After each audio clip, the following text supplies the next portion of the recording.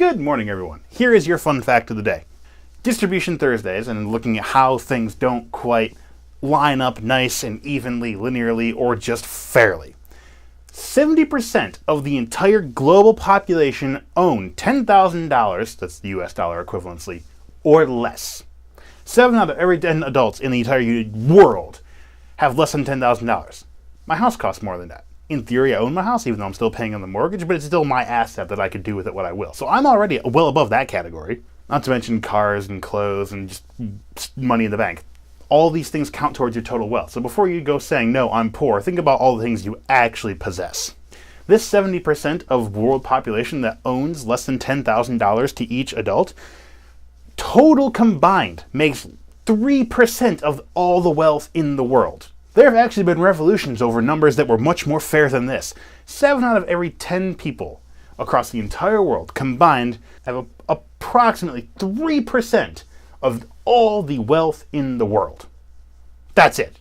The world's wealthiest individuals, those who have approximately $100,000 US dollars or more in total wealth, only account for 8.6% of the actual population. This is quite the inversion from the poor side of things. And this 8.6% of the population owns 85.6% of all the wealth. This means that the richest percentile, the richest 8.6% of the population own 10 times or 10 million times more than they legitimately fairly should. The world's not fair as far as the world we live in.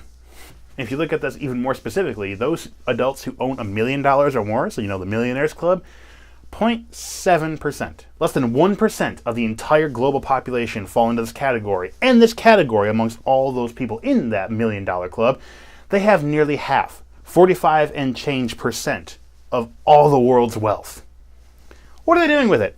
Making more, I guess. We don't know. They're certainly not giving it away. Not in the sense that a lot of people would like to see. But then again, that's part of how they got there, is they didn't just give it away. There's some business sense to this. You can't just decry them for being rich. It's not a crime to be rich.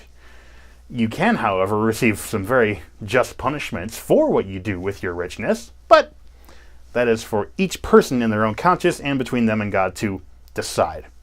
I'm willing to vote that a lot of people don't fall favorably with this, but I cannot say for certainty, and neither can you, unless you're one of them. Thank you for joining me for this fun fact of the day. See you again soon.